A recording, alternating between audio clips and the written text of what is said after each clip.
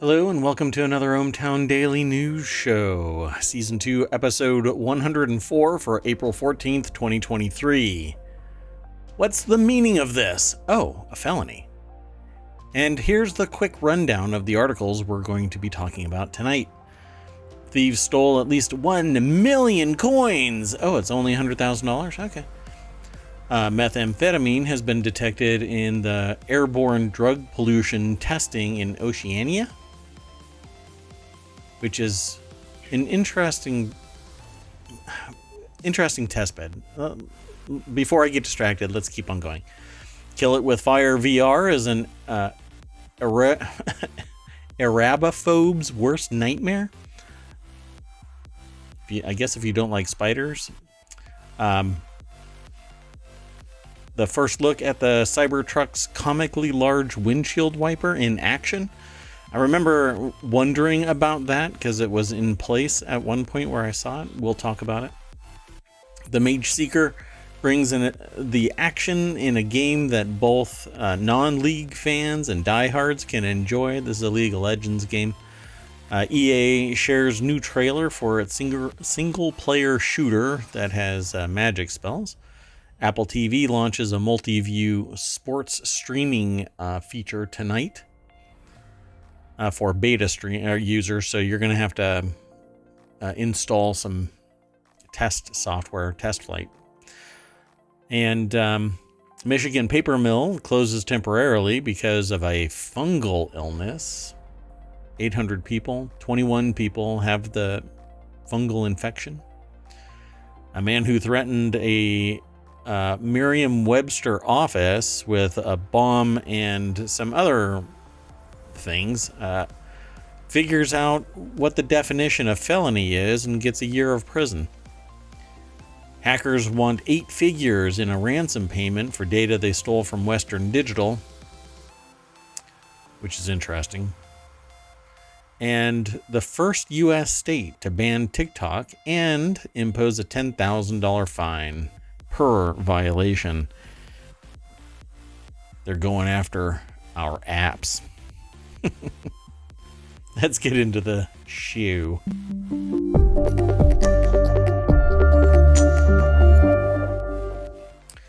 Hello, I am Mayor Watt. That is ohmTown.com, and up there is the visualizer for the voice of the massive brain that is the AI.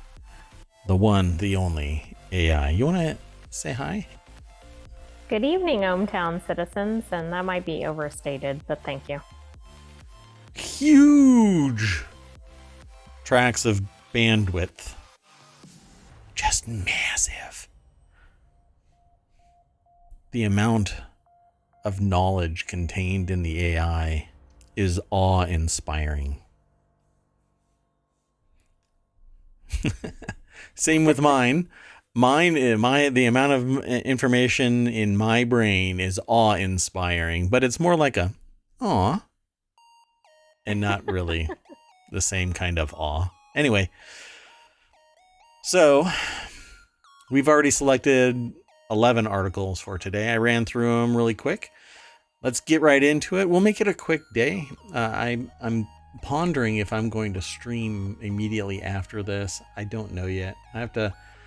I always have homework, and when I'm done with the show, I have to make sure that it ends up in all the places where it needs to be. It's not a fully automated Death Star at this point, but we'll see. Let's at least do the articles. What say you, AI? Sounds great. Sounds great. I'm going to turn you up a little bit. Okay. So, the very first article for today is apparently some thieves are kicking sacks of metal now, thinking that maybe they accidentally stole these dimes thinking that they were rocks. That's right. I mean, this could have come full circle. So, this is in the Daily News Show. Thieves stole at least 1 million dimes, that's $100,000, from a cargo truck parked overnight in a Philadelphia Walmart, according to police. Let me copy this real quick and throw it into the show notes so you'll be able to see it here in the VOD. They've all been uploaded over to ohmTown.showbot.tv, where you can vote on these articles. And we keep it in mind when we go parsing all of our news. So, thieves made off with an unusual bounty from a Walmart parking lot in Philadelphia on Thursday. On sale, apparently, 1 million dimes or $100,000. Can you imagine? You run up to this cargo truck and you're like, "Yeehaw! We are crushing it. We are gonna steal." This is like Ocean's 1.5 or something. Exactly. We are going to steal. I've made a plan. I have a set of skills. I'm going to steal this big old bag of coins. And the bag right next to it were gold coins. But you happen to grab the dimes. Or worse, right? The rocks. Or the rocks, yeah. Oh, watch it actually end up being rocks. That would be funny. So the truck was carrying $750,000 in dimes from a Philadelphia U.S. mint to Florida. Happened to stop by a Philadelphia Walmart, and somebody took the opportunity to, I don't know, change the situation. So I can't figure out how this was stopped there overnight. Like, was it guarded? It just seems like something's off here. It's weird. So this article is over at businessinsider.com. Sarah Jackson is the author of it. And out of $750,000 in dimes, $100,000 were stolen from the cargo truck that was parked overnight. So let's see if we can figure out why it was actually there. This article was sourced from like 6ABC and Associated Press and NBC 10 and Philadelphia Police Captain John Ryan. They've seen similar cargo thefts in recent months, including thefts of lamb, chicken, TVs, refrigerators, and alcohol. Okay, that's quite the assortment. Like, what kind of store are these people running? It's Walmart, for crying out loud. They have everything. Maybe they're creating a Walmart competitor? Yeah, that's... I mean, the thieves. Oh, you're talking about the thieves. Hey, I have a plan. So we're not going to actually use the money to start up our business. We're going to steal all of the stuff that's just going to be populating our shelves. So here's a chicken. And here is a lamb. Right? Is that... Yeah, lamb. We'll put the TV in between the two just in case somebody wants to impulse shop a TV. And you got to keep your lamb and chicken cool, so you're going to get a refrigerator. And you never know when you need just a metric ton of dimes. At the end of the day. That's right. I think you put all of the pieces together. So the carrier responds. Maybe this is a new scheme that we're not aware of. Yeah, like I said, I think that it's more like Ocean's -11 than Ocean's 11. John Chu, the acting chief of police affairs at the U.S. Mint, told NBC 10 in a statement the carrier responsible for the shipment is a commercial contractor and is personally insured against incidents of loss or theft. The Mint has implemented countermeasures to aid in the prevention of similar types of theft in the future. I know what the countermeasure is. I know. I don't have any insider information, but I am a subject matter expert in lounging in Walmart parking lots overnight. They've implemented a major tactical reversal. Don't park overnight in a Walmart. Well, that's exactly it. Like, why wasn't the route planned so they didn't have to stop overnight? I mean, there's just so many questions I have. Yeah, I'm not quite sure why this thing should have been an overnight thing anyway. I think you can get from there to there in, 24 hours? Easy? Maybe? I believe so. And if you can't, let me see. Could you stop in a more secure area or stay guarded or whatever. So, let's see. We're going to do this live. The other Are you articles. checking how long it is? Yeah, 16 hours. From Baltimore. Or wait, no, because we're going from Philadelphia. That's what it said. Philadelphia, It didn't right? say what city we were going to, I don't think. Okay, so we'll just do from the heart of Philadelphia. Well, we'll go from Philadelphia all the way down. It's still 20 hours, 16 hours if you actually drive. So you got a two-person shift. Well, that's exactly it, right? Like, Go sleep on the dimes. sounds a little lumpy. And look, if I can go from coast to coast solo and not sleep, I'm pretty sure two people could do this. But hey, pay him overtime. But hey, what is $100,000 lost to the Four Winds? You know, it's not a big deal. I still think there's more to this. How did somebody know? I mean, it just couldn't have been a random theft. Why not? Maybe they Because there were other enticing things like lambs and chickens and TVs. They have a sixth sense. Oh boy. Let's move on. The next article is over in the Marble channel. This one was troubling to me. I've never heard of anything like this before, so I thought it was really fascinating.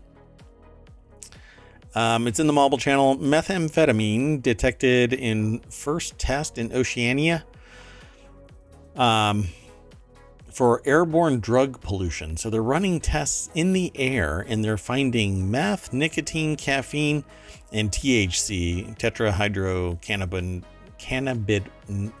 Oh my gosh, I cannot. THC. Tetrahydrocannabinol. It's THC for crying out loud. Anyway, they were detected in downtown Auckland air in the first study of its type in New Zealand and Australia. Okay, so I maybe understand the nicotine and the THC, maybe, but I wouldn't even think those would be detectable necessarily. But I really don't understand the other items. Hey, well, a little bit of research and you can find pretty much anything that if you're looking, because they're finding ways of detecting where drugs are in prominence based on sewage water, even illnesses, like hot zones. They're testing the sewage water and they're finding drugs and they're finding illness spikes in regions. And so they have sensors in various places now. Right, but I guess I don't understand the airborne nature of some of this, but anyway. It's blowing around. Meth, it's in the winds. Hey man, it's a naturally occurring drug in the wind. It's not.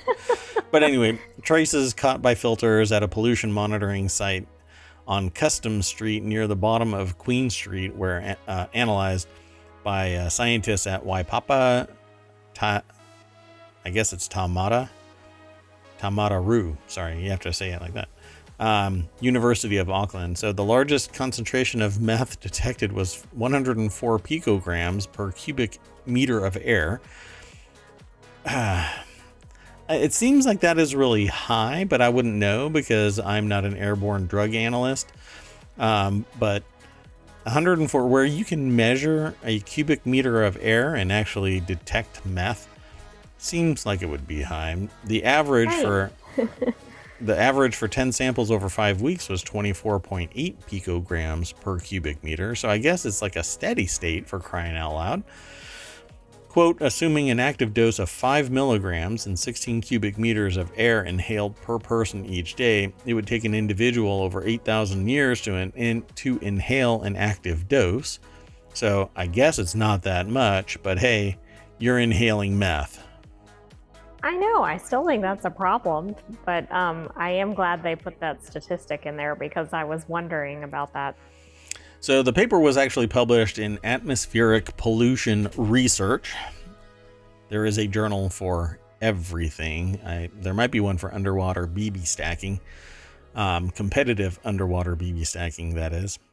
Unsurprisingly, nicotine had the highest average concentration of the 4 drugs at 4.98 nanograms, so a little bit more per cubic meter, a level lower than in many cities overseas. So they're comparing against other places, but meth apparently is higher, but not nicotine. So congratulations, you're not smoking as much.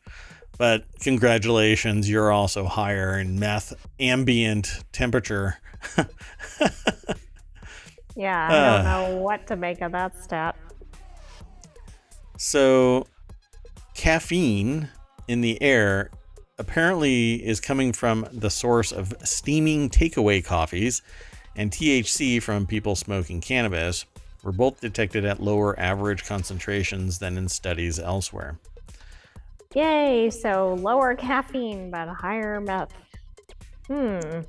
Yeah, so now they're going to be carrying out other drugs for, I'm referring to it as like ambient air temperature of the drugs, right? So how much of it is just kind of hovering in space.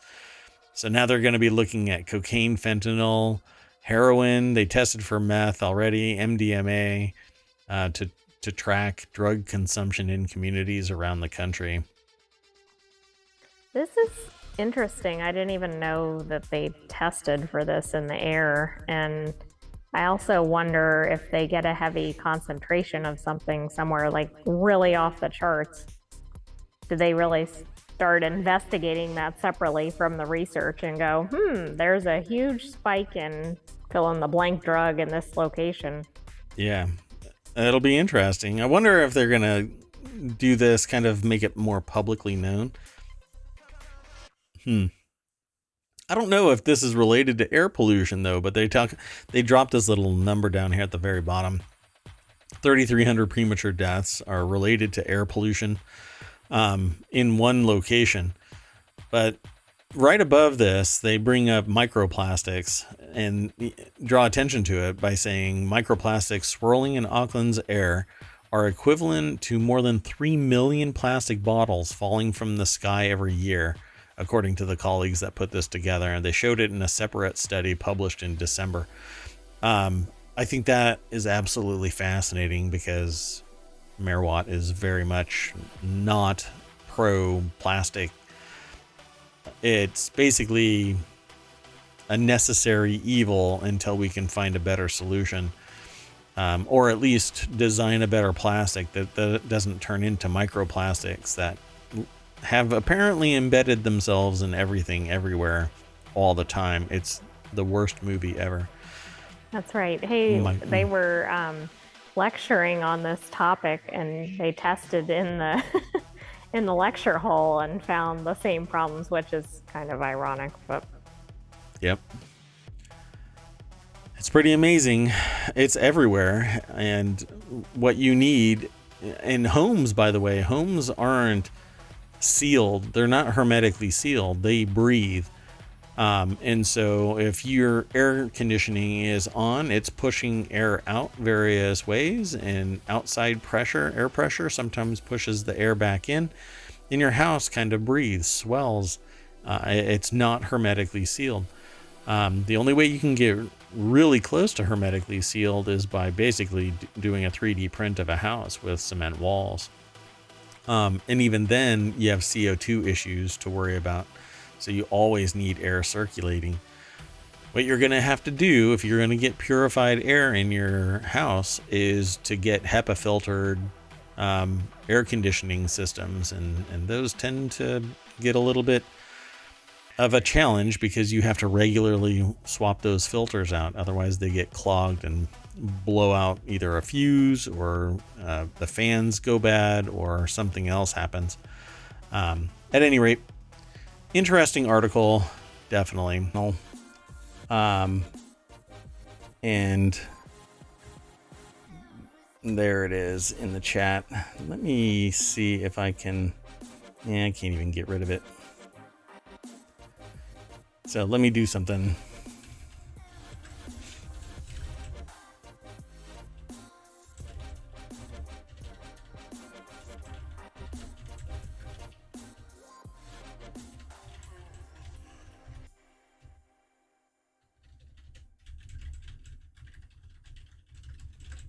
Sorry for the dead air, folks. Okay, so the first look at Cybertruck's comically large windshield wiper in action. Late Night Geeks is where this article is housed, but it was sourced from The Verge. A drone view of the giant wiper blade stretched across Cybertruck's windshield is going to be seen on this as we go over to the picture here. It says the drone view of the giant wiper blade stretched across the Cybertruck's windshield, and that's it right there, I think. It's this big old beast of a thing. Let me see if I can get a little closer look. When I had first seen the Cybertruck, oh yeah, there it is. See? That's crazy. This thing has to be like 3 feet long. So, just wildly large. You can see it from orbit, apparently. Anyway, the video shot by Brad Sloan above Tesla's Texas Gigafactory location on Thursday and surfaced by Electrek shows the Cybertrucks undergoing a wind tunnel test. At the 1342 mark, you can see the truck's single XL wiper blade start moving with a decent reach across the majority of the windshield. It says maybe it's the angle, but it does seem like an improvement over some prototypes we've seen. If that's an improvement, man, that is a level of rigidity that unsurpassed. So I guess compliments to the engineers, but yeah, but good luck when you have to replace the windshield wiper. Yeah, it's just one big old honkin' whatever. You're not going to get that aftermarket, that's for sure. So Thomas Ricker over at The Verge put the article together, and yeah, it says Tesla's big boy blade is big, but is it final? I don't know. I'm not sure if the various regulatory bodies are going to say that this is okay. Because if it fails, you have nothing else wiping the blade, wiping the windscreen. At least when you have two of them, you can get one at least is still functioning, and you'd be able to see through your screen, even if you have to lean over and still drive, you know? I don't know. I have nothing. I have no dog in this hunt. All I know is that is one big ass wiper blade. But let's keep on going. Today's news was kind of weird, so let's keep on hustling through it. The Mageseeker brings the action in a game that both non-league fans and diehards can enjoy. The reason why this has that non-league fan concept in there is that it's the team at Digital Sun has done the impossible. They got this author interested in something League of Legends related, thanks to Mageseeker, a gorgeous new RPG that they got to check out. So let's go over to this game RPG site. They were at PAX. Scott White is the author of this. Let's see here. Known for their previous title, 2018's Moonlighter, the latest release from Digital Sun is a stark departure, while still retaining some of the high quality sprite work and focus on the gameplay that they excel at. So I don't think that there's a video, but this is the artwork that you'll see here. I guess I won't really be able to show any of the gameplay because it's only stills, but maybe it'll be, yeah, I can't even tell you. They say that it's going to be available April 18th on PlayStation 4 and 5, Xbox, Switch, Steam, Epic Store, and GOG. Let's see. I'm going to try and see if there is something in here that kind of describes it a little more succinctly. If you go down below the next photo, I think there was a description of it. So Think a police force that tracks down and deals with rogue mages and spell users who was imprisoned prior to the start of the game and has managed to break out. Gotcha. That's who you're playing, I guess. Yeah, and it's taking place in the land of Demacia, A world where magic and splendor can be found in equal parts. All is not as grand as it may appear on the surface, as Silas will be forced to contend with his past as a Mageseeker while working to bring down their oppressive regime while trying to discover the reasons behind his wrongful imprisonment. So it gets pretty complex right out of the gate, but it is a mage. The Mageseeker is a spin-off League of Legends world-building game. So if you're into League of Legends, you'll probably dig this too. Maybe not. I don't know. And according to the author, you might like it if you're not into League of Legends. That's right. So the next article is in the Late Night Geeks channel. EA shares new trailer for its single-player shooter with magic spells.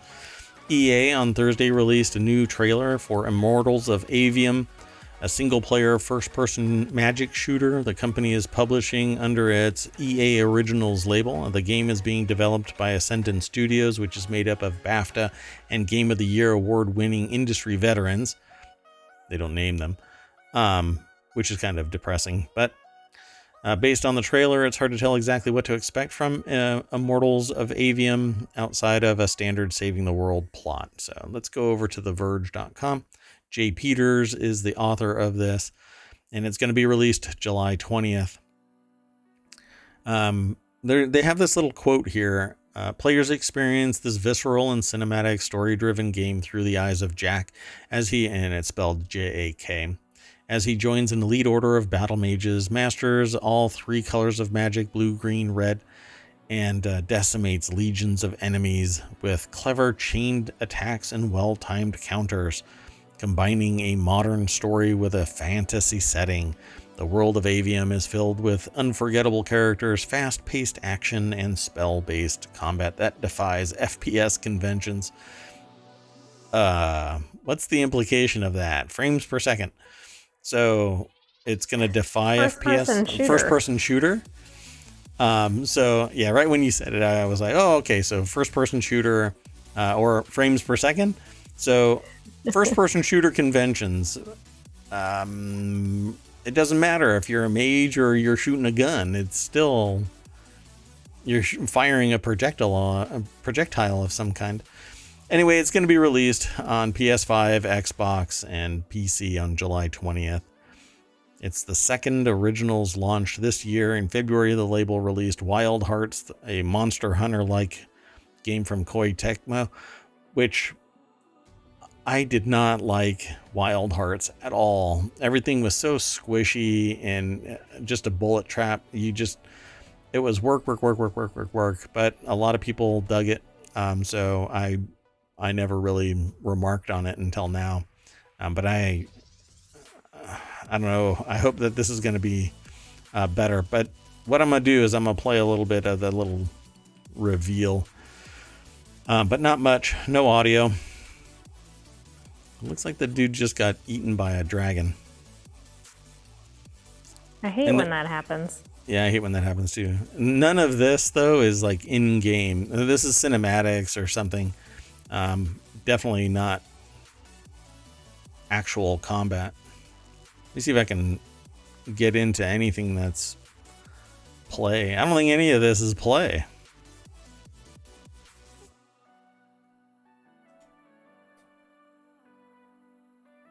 So basically it's a first-person shooter except with magic and not lead or lasers. But that looks like a laser to me. I don't know. Interesting premise. Yeah, I mean, it looks like it could be fun. I don't know. I'll take a look and come back to it when it gets released. But there's a lot of stuff that's coming right around that time, so. Yeah, it looks like it's going to be a busy year for game releases. Yep. Everything old is new again. So, like, post-pandemic, everybody is getting back into the saddle of creating stuff. Apple TV launches multiview sports streaming tonight for beta users. This is in the Smack Talk channel.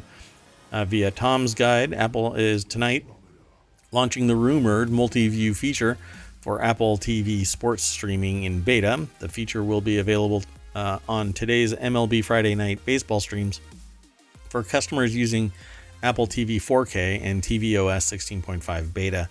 The feature will also be available for the dozen MLS season pass games this weekend, and Apple hasn't officially announced when the multiview feature will be available to everyone. This is over at 9to5mac.com. Benjamin Mayo is the author. There isn't really much to this article, and they have this the image for the article is a big white image with what seems like a really small screen, but it has the 4 multi-view streaming images on it from, I assume it's the same game, 4 different perspectives from the same game, or it's 4 different games, but I can't tell because the picture is so small. And I don't have a small screen here, folks. This image is just, it's made for ants. Anyway, we'll have to wait and see when this actually launches. It looks like you can add different games. Yeah, up to 4 games. Yeah, it has an add game button.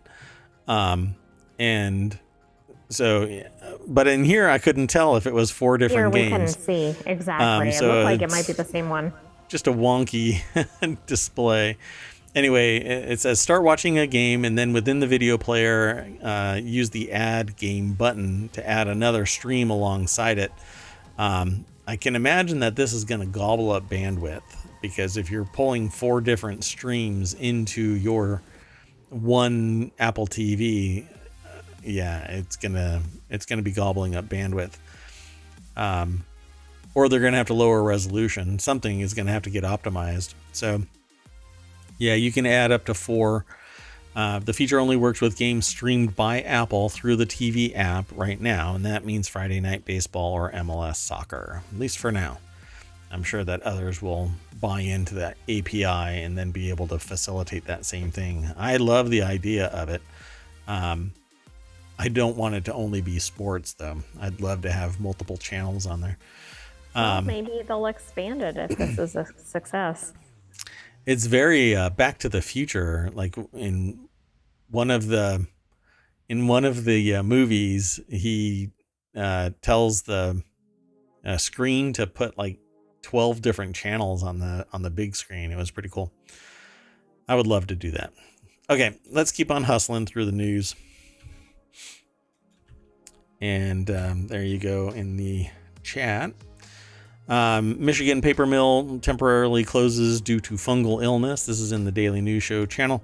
Paper mill in northern Michigan is closing up for 3 weeks for scrubbing after authorities confirmed that at least 21 cases of fungal infection among the workers and dozens more probable cases are being investigated because the paper mill in northern Michigan apparently has some blastomycosis related to a fungus that grows on moist soil and decomposing woods and leaves, so paper. And it says blastomycosis does not pass from person to person, the department said. Common symptoms are cough, fever, shortness of breath, joint pain, and weight loss. Where do I sign up for that? Sorry, Billerud Paper Mill in Escanaba, up in Michigan, which employs more than 800 people, will close temporarily, and it'll do a deep cleaning in high traffic areas through the mill. What about the low traffic ones? Any traffic ones? Exactly. Now, I do think it's good that it's not person to person, but yeah, it's still concerning that they have so many cases. Now, maybe they just had a high concentration of it in a place that a lot of people were working. Yeah. Well, good luck to them. It says the mill produces paper for magazines, catalogs, books, and other products. Billerud is based in Sweden, but they have a local facility, apparently. To me, you know how to solve this? You transition away from paper products. Physical media is dead. Physical media is dead, yes. Okay, so this is the Looks like this is the first documented industrial outbreak of this fungus in the US. Oh, wow. So I'm not sure that's a good stat. Yeah, you never want to be number one, but I wonder if they during this process they figured out where it's actually sourced from. They know that it's in that manufacturing plant, but did it come from something they've processed? Exactly. Like I told, maybe they can tell by the people that are ill. Maybe they all work in a certain area. For example. It's highly focused. Yeah. Yeah, I don't know. I told a company that does woodworking that the thing that they are saying is nothing more than a powder that comes off of the wood that they were working with was actually fungus. But they said just wipe it away. And I'm like, no, it's a little more involved than that. But they just ignored what I said. So, yeah. Okay, let's move on. The next article is in the Daily News Show. Man who threatened to bomb Merriam-Webster offices over gender identity definitions sentenced to year in prison. And it has the oddest rationale for why they only gave him a year and why he's not a threat. But okay, a California man got a year in prison over threats to Merriam-Webster and other businesses. And although the title of the episode is what's the meaning of this? Oh, a felony. This person said that they were going to bomb and do other threats against various people. It says they went to prison. Jeremy Hansen made threats related to gender, including some related to the definition of female. Hansen's lawyer said that due to his mental health issues, it's unlikely he would act on his threats. Now, I have a different opinion, but I'm not an expert in mental health. They said they pleaded guilty to making online threats to shoot up and bomb the offices of dictionary publisher Merriam-Webster. I hope that wasn't the rationale in the sentencing. I know that was the lawyers arguing that, but... So Aaron McDade over at BusinessInsider.com put the article together. Let me see. At the time of his arrest, prosecutors said he also threatened several other brands and organizations online, including the ACLU, Land O'Lakes, and Hasbro, along with staff members of the Northern University of North Texas and Loyola Marymount University. 3 years of supervised release, 1 year in prison, during which Hansen's attorneys suggested restricting him from owning firearms or accessing the internet. Pardon me. They also asked that he continue to receive medication and mental health treatment. See, with people who are autonomous, they have to choose to take their medication, and if they don't, then obviously their mental health issues can be activated. He was diagnosed with autism and OCD as a teenager, and that experts determined he's unlikely that he would act on these threats. I'm troubled because you won't know. Hansen used an anonymous account to post threatening responses to new definitions added to the words like female on Merriam-Webster's website. Yeah. I don't believe that this would be the end of it, but like I said, I'm not the mental health expert.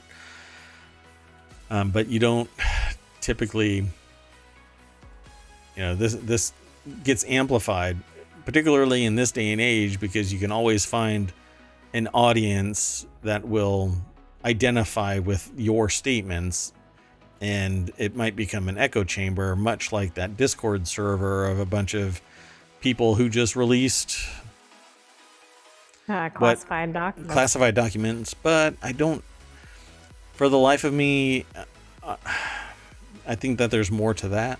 But In this particular instance, this person obviously has messaging, formed an opinion, could act on it, did to a point, but it was nipped in the bud by authorities that believed the person was going to be a threat.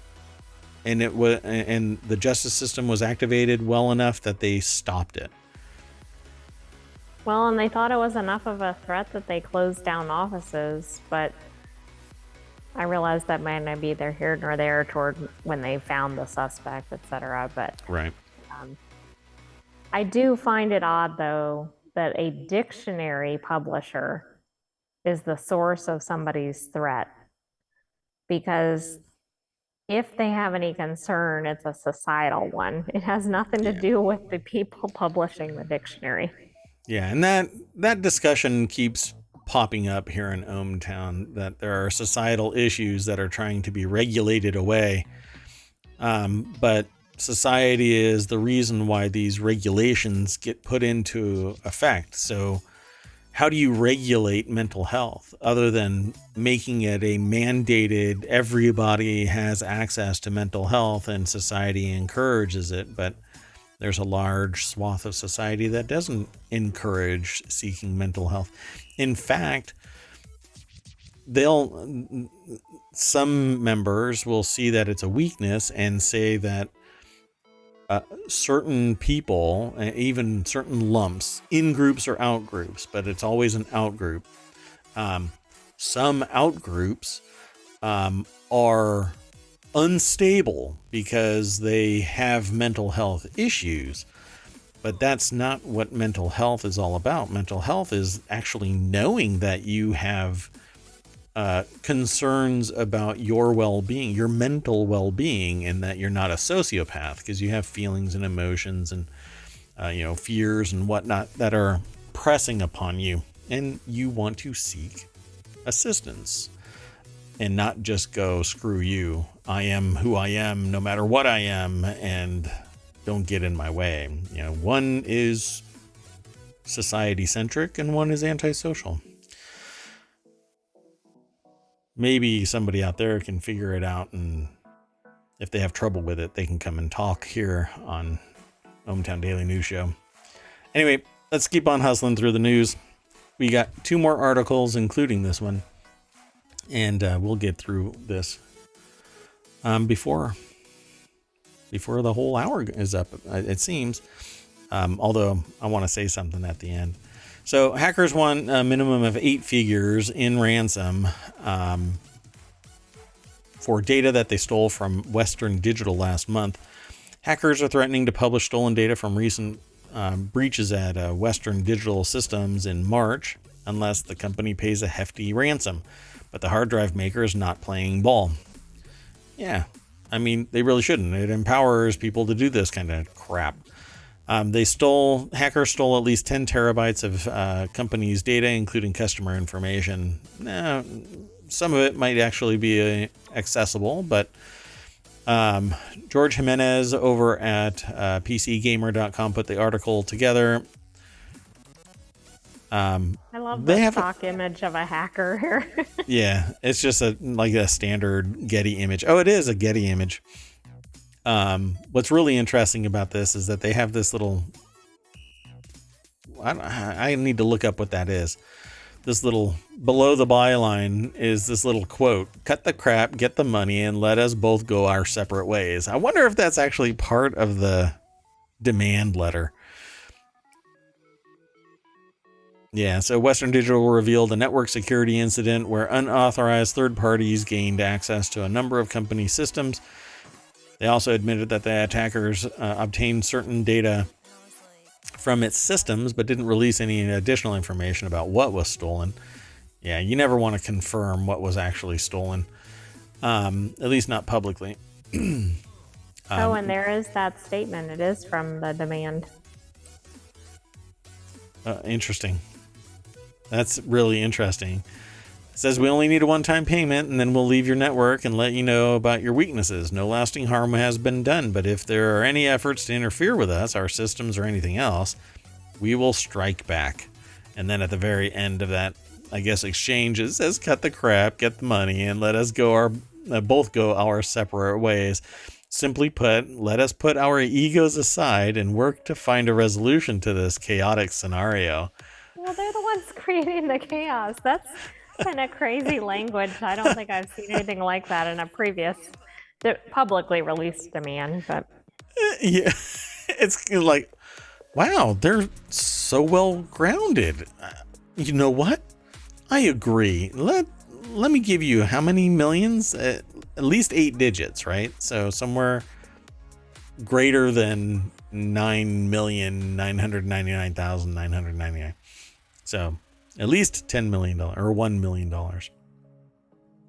I mean, has that language worked for them on? I wonder if others have received the same ransom note.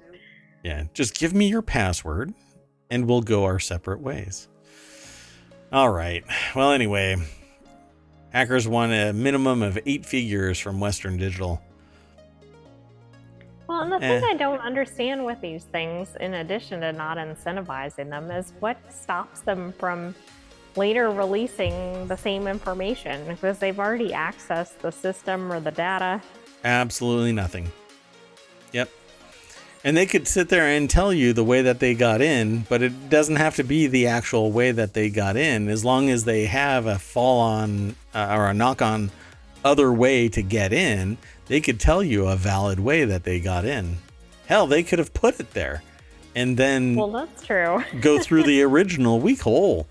I mean, or they could have gotten in 3 ways and told you one of them or whatever. Exactly. So I always tell people that, just don't buy anything. Don't try and buy your security back. Tell them, hey, you know what? We have a bug bounty program. We'll pay you our bug bounty. You tell us what it is and we'll evaluate how much it's worth and we'll pay you. And if it's worth 10 million, then we'll give you 10 million. But I can tell you right now that our data isn't worth 10 million because we have a cold storage across the street that's air gapped from our systems that's only a month old. So we'll lose a month worth of data. But guess what? We're a multi-billion-dollar corporation. Not only will we make that money back, that information back, but we will put you on the wanted list. And if this is done in the United States, and where do they say it actually took place? Oh, I don't think they did say. Yeah, but I mean, if it's online, it probably could be tracked down. Yeah, if it's in the United States, it's just relentless. If the people that did the hack are domestic, they're screwed. They're going to be caught, and it's not going to be nice, It's interesting because of this article. I wonder if we'll see any activity. Are they suddenly going to release the data or something because this was put out to the media? Yeah. So, because it even says if Western Digital doesn't pay the ransom, the hackers say they will release the data on the website of the ransomware group Alpha V, which they claim they have no direct affiliation with. That's what I do. Yeah, interesting. Interesting take. So let's move on to the next article. The last one for today. First U.S. state to put a ban on TikTok with a $10,000 fine per violation. TikTok has been battling the possibility of a ban in the United States for years. It's actually come to fruition within the last quarter. Now lawmakers in Montana voted to approve a first of its kind bill that would ban the popular social media app across the state. I hear a lot of people talking about this, and it's both one way or the other. Don't ban it or ban it, or whatever the violation is, or whatever the slight on society is, all kinds of stuff, algorithmic nonsense this way or that way. Chance Miller over at 9to5mac.com put the article together, and it's Montana that's passing a first statewide ban. And the way that it reads is that the companies that enable TikTok to distribute into Montana will be held accountable for blocking TikTok from being distributed in Montana. But since we have a cellular network, unless you're doing deep packet inspection, you're going to have people accessing TikTok. Plus, VPNs allow access to TikTok. True. And what about people maybe traveling in and out of the state? I mean, I don't know. I can just think of a bunch of variations. So I don't know how it's going to be enforced, but it reads like they're going to go after Google and Apple, the two major players in the App Store. So you're not allowed, if you are in Montana, to download and install the app, TikTok. If you already have it and somebody reaches into your system and grabs it, we're talking nightmare fuel here, because the last time this happened was 1984 when Amazon did it with their ebook, the Kindle. It was improperly licensed for distribution through a reseller, and people who bought it had the book taken off of their shelf in the dead of night without authorization. Wow. And that raised all kinds of hell with people, and rightfully so, because me holding my Kindle and you reaching over and deleting a book out of it is tantamount to you coming into my house in the dead of night and stealing a book off of my shelf. This just screams ignorance of what society is, because you can't regulate your way out of a societal mechanism. TikTok is socially driven. They want entertainment, they want knowledge, they want community, people. So if you sit there and say, well, you're not allowed to have this app, I'm sorry, I'm a grown-ass adult. I should be allowed to install whatever app I want. Yeah, I mean, and if this does get traction elsewhere, I mean, would Apple and Google possibly take draconian steps for new downloads? Maybe. I don't know. This I screams just don't see wingnut. how this works. Oh, absolutely. Like, I just don't get it. It screams regressive wingnut. Now, I understand the problem between the CCP and TikTok and the idea of ByteDance being tied to TikTok and being tied to CCP and it being installed on government devices. Well, hate to break it to all of the government employees, you know, you're not supposed to be putting freaking TikTok on your phone. Right, I don't know how you need that for your work, and you're not allowed to use your devices for things that aren't related to work. Right, so you're putting it on your personal device. Well, you know, this is why we can't have nice things, because now your personal device is a security breach if it is pinging back location data to remote servers, particularly in China, and you happen to be standing outside your skiff. Guess what? You're relaying the damn information from your location to somebody else without authorization. So that's why we have containers like skiffs. But you shouldn't be doing that on a military base at all. You should leave your personal device somewhere else. Put it in a locked box somewhere on the base and lock that thing down, and they could kill the whole signal there. You know, it could be a big metal box that acts as a Faraday cage and blocks the cell signal, so nothing's going to get in or out. But then you use your government device while you're on a base or on government duty. Now, a lot of people are going to get bent out of shape of that, because I'm sitting there saying, well, you shouldn't be carrying around your personal device and you shouldn't have TikTok on it. But you have to understand, there are people out there that are the polar opposite in our designs for our society versus our culture versus their culture. You know, we are at odds. Now, if the government says you can't have this device, this software on your device, and you're willy-nilly walking around with it, and it's been demonstrated that it's exfiltrating data, you have to abide by your gig. It isn't about rights at that point. It's about divulging sensitive information, including your location, It's not that hard to build a roadmap of everybody that has a TikTok application installed if it's exfiltrating data. So just don't do it. But this, if it goes beyond the government employee and tries to get applied to just regular citizens, well, that's what this is, although it's not targeting the citizens, but in effect it is. Right? Because like Apple's not going to want a Montana citizen to have this because they don't want to get fined. So then that means the citizen doesn't get it. But this will end up in the Supreme Court because it's an attack on constitutional rights. Oh, absolutely agreed. I should be able to install as a citizen any app that is legal, and TikTok hasn't done anything illegal. It's just something that the government doesn't like the idea of, but other apps in the United States do it. Right. Oh, absolutely. That's the other thing. Like, there's all this focus on TikTok, and I realize it has a huge following, but it's not TikTok only that's the concern. And what we are talking about, the AI and we're talking about the one thing.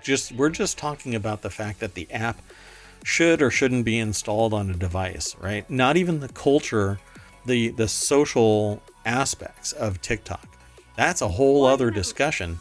Right, or even somebody's livelihood. I mean, people make money millions on of dollars. Yes. Yep. Businesses distribute information about their products and services through TikTok. It's your message gets amplified in TikTok a whole lot faster than on YouTube or Twitch or Facebook or wherever, and that's because of the way that their I guess their algorithm is set up, right? Yep. And there's a lot of talk about the algorithm this, algorithm that, but it's really about societal engagement in that app.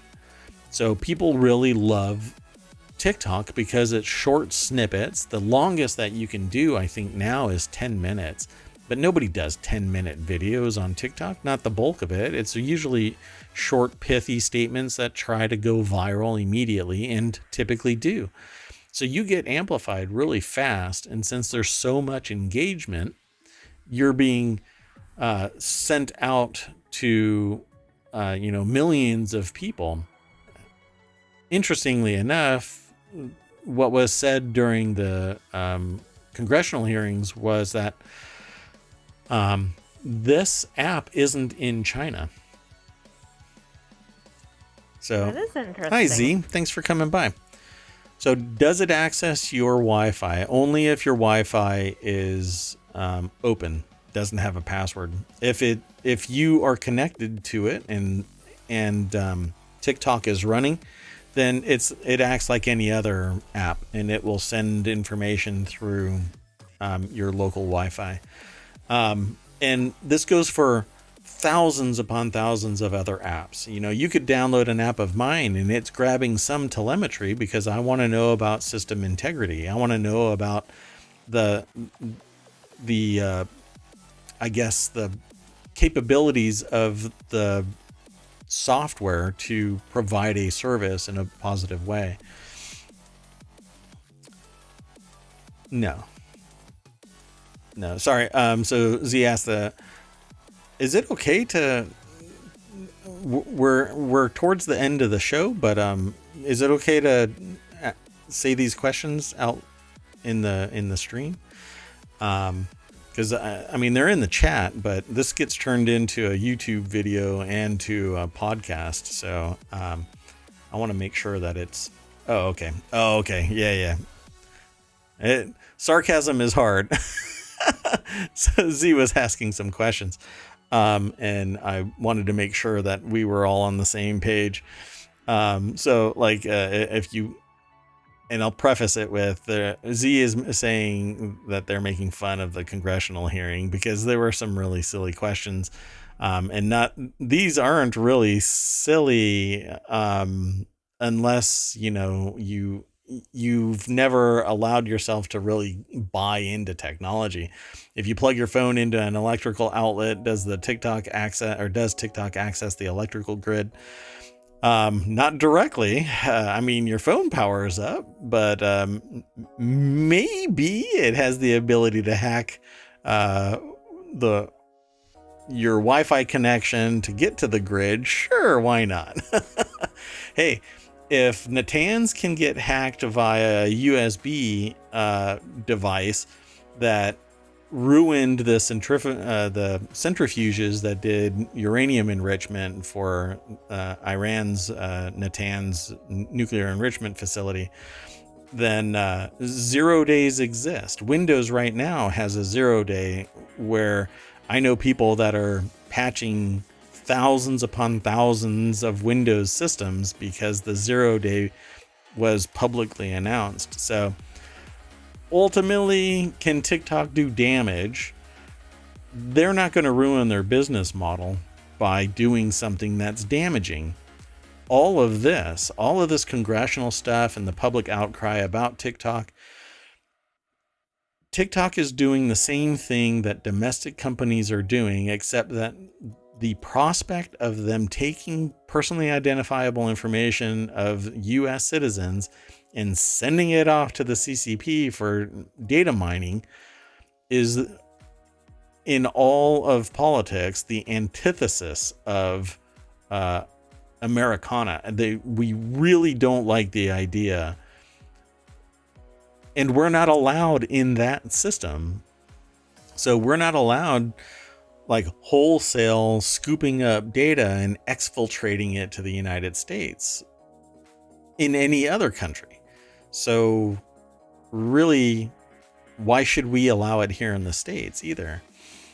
It's all funded by Zuckerberg, and Soros, and who else? I don't know. There's so many billionaires out there. But the problem with this is that they're trying to regulate this out of existence when it's society. You want TikTok to no longer be of value? A competitor needs to spin up something that's domestic that offers just as much entertainment and value to the people. Even more so, and again, I'm talking about just it as a business. There is a societal impact on the other side of this, which is people are talking about how kids are being made more depressed because of TikTok. Adults are either the amplification of negative or positive emotions are being fomented in TikTok. The algorithm might be poisoning American minds to the American way of life and trying to drive people towards socialism. All of that is some other aspect of discussion. This little embodiment here in this one article is, can a state mandate the removal of an app from the App Store because they're the first mover in what I think is rather regressive, stopping TikTok for Montanans who probably want to be on TikTok? Exactly. So you provide a service for customers that want it. You don't force anybody to utilize your service. That's how you end up with WeChat. Everybody has to use it because that's how you get certain things. You get tickets, you order food, that's your social credit app. And now that kind of mentality is going to be coming to the United States. And I don't want a state saying this app is bad. What I want is society to go, you know what? We don't need TikTok. But that's going to take... We want something like TikTok. We want something like TikTok. But it's that people have been groomed into not caring about their privacy. When the previous most powerful social network was Facebook, And the leader of Facebook said, hey, you know what we don't care about? Privacy. We're going to play psychological games on you by manipulating your news feed to see how you respond. We're going to open it up so that all of the demographics and psychographics of our user base can be accessed by a bunch of researchers and other companies to manipulate marketing and send ads your way and all of this stuff. We've groomed the US citizens into not caring about privacy, and now we're surprised when they don't care about the CCP grabbing all of the US information. Come on. You can't have it both ways. It's the same people that decry being fired at a moment's notice, but not realizing that they are the ones that created the at-will concept of employment. You can't have it both ways. You just can't. Anyway, what's going to end up happening with this is it's going to end up in the Supreme Court. And they say as much in the article, but this is going to happen pretty fast. I suspect somebody will move for injunctions and this won't be implemented. I think it wasn't going to be in effect until 2024, if I'm not mistaken, but maybe I'm wrong on that. January 1st. 2024. So, I mean, there's some time before this would come into play, but companies like Apple and Google can't turn this on immediately overnight. Right. And the blowback, I mean, this is like the whole Wyoming thing. It's so regressive. Exactly like it. Yeah, and it's an untenable position. We have a global community. I can access anything around the world from my location. Here in ohmTown or when I leave. Wherever I go, I can access everything in Wyoming or Montana or California or China. As long as it can actually be exfiltrated from that region, then I can access it. If it's online, I can access it.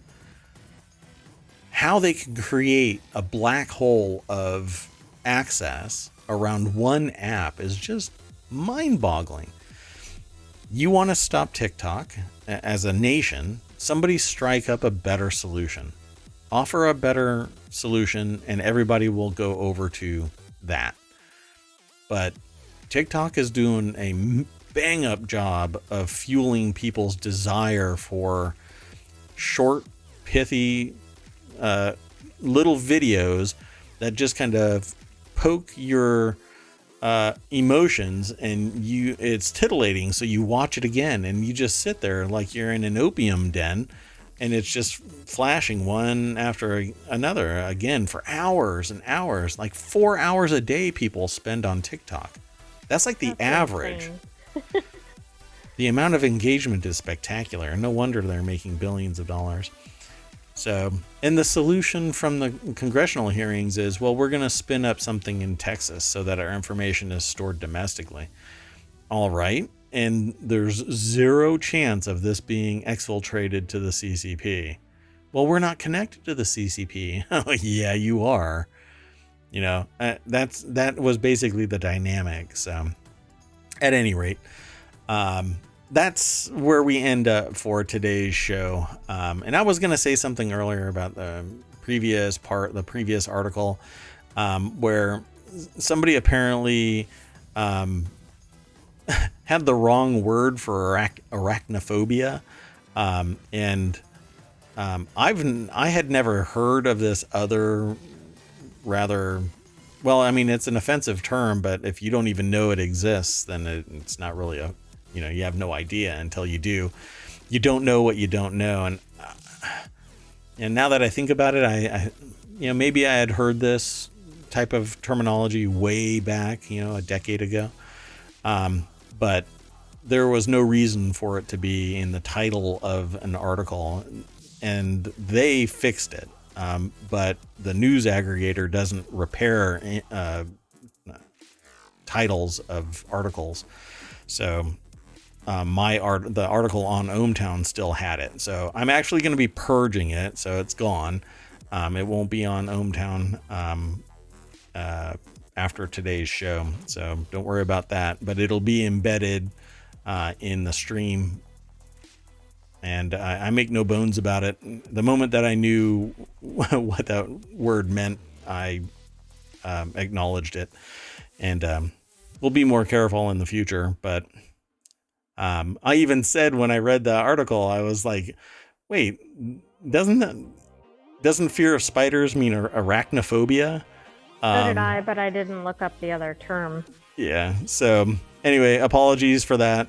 Yeah, it definitely won't happen again. And if you run across an article that has some offensive term in it, and it's abundantly clear that it's a mistake or it's intentional or whatever, just let the mayor know. Just send an email to mayor@ohmTown.com. I'll get it, and I'll take the necessary steps to remedy the problem. So, hey, 460 episodes and never had that problem until today. So I guess we're doing all right.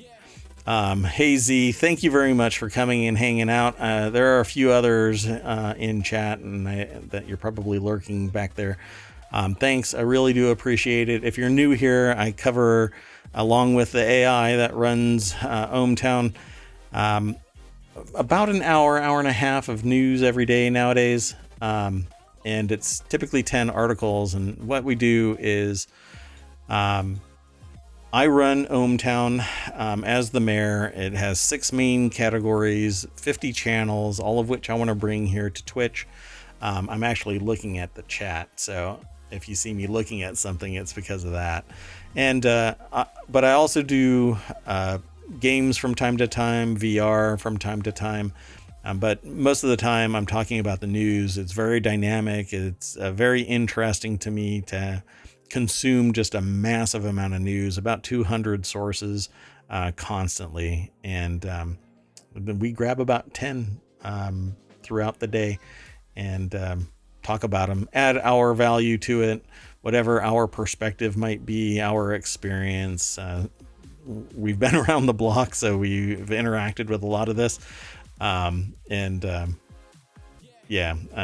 What we normally do at the end of the show, though, is we bring you back to the welcome sign of ohmTown, and we click the name, and it refreshes, and maybe we'll find something really interesting to talk about. This is something that I wanted to talk about, but I'm not sure why I didn't grab it for today. Maybe we can talk about it tomorrow. There's a lot of people that are bent out of shape because a personalized beer was given to one person, and apparently their happiness actually upsets people, and they can't be happy because somebody else is happy or acknowledged. So there's a lot of that kind of stuff, but we talk about games and news, business, society, technology. Hey, look, FAA gives okay for SpaceX's Starship test flight from Texas. I saw that. I was thinking of flagging it for tomorrow. Yeah, we'll see. There's a lot of news that flows through it, and then we'll end up talking about it. And feel free to go over to ohmTown.showbot.tv. You can vote for the articles that you find are interesting. We keep that in mind as we parse all of our news. Hey, maybe everybody in ohmTown would be interested in this article kind of thing. And if you ever have questions or comments, you can send me an email or you can post it in chat. Go over to YouTube, leave a comment there, like, subscribe, ring the bell. The podcast exists. There's a Discord, but I don't do anything on it really. And don't forget, the podcast is everywhere, not just Apple. It's all over the place. So just do a search for ohmTown podcast and you'll find it. Okay, that's it. Enough of the soapbox. Thank you very much, all of you, for coming. I will see you tomorrow, 9 p.m. Eastern, maybe later tonight, and maybe all day tomorrow. Really depends on if I can get some ohmTown work done. Okay, that's it. You want to say bye? Good night, ohmTown citizens. We'll see you tomorrow, 9 p.m. Eastern. Right on. Take care, Z. See you later.